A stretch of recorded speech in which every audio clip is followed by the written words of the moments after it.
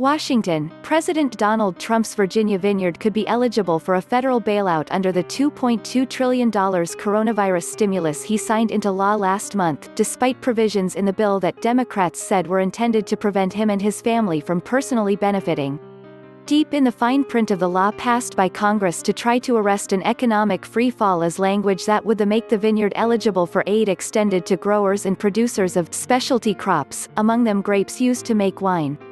There is no indication that any of Trump's companies, which are currently being operated by his sons, will apply for the aid, and a company representative said Friday there were no plans to do so. The White House declined to comment, but last month, Trump refused to rule the possibility out.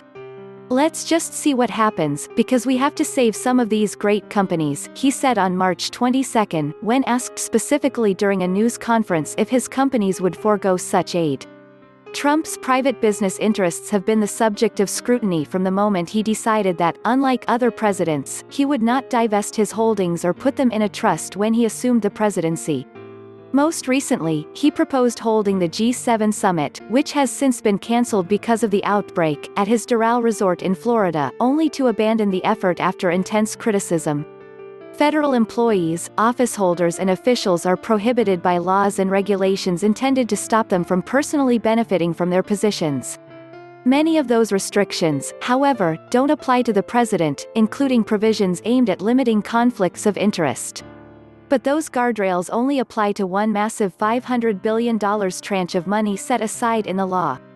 The limitations don't apply to a separate $9.5 billion fund made available for producers of specialty crops, which under U.S. Department of Agriculture guidelines includes grapes.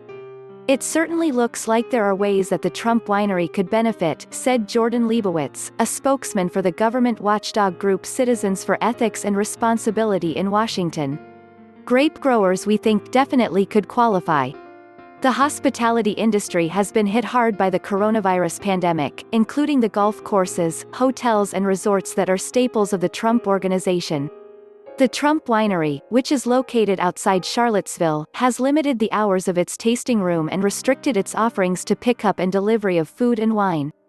A hotel on the grounds has been closed through May 19, according to a notice posted on the winery's website. Control of Trump Winery isn't entirely clear.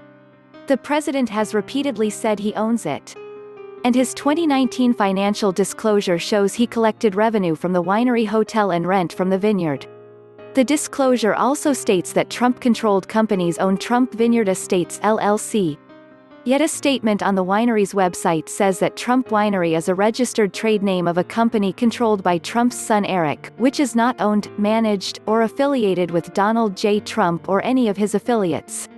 Trump isn't the only one in Washington with a stake in wine grapes. House Speaker Nancy Pelosi's family has a vineyard in California. But members of Congress are barred under federal laws and congressional ethics rules from directly participating in federal government contracts. A Pelosi spokesman said the Speaker's family would not seek the funds even if they were eligible for the aid. The Trump Winery isn't the only business that could get a cut of stimulus money.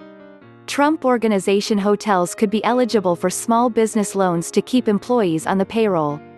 And tax changes made under the law could also benefit him and others real estate developers.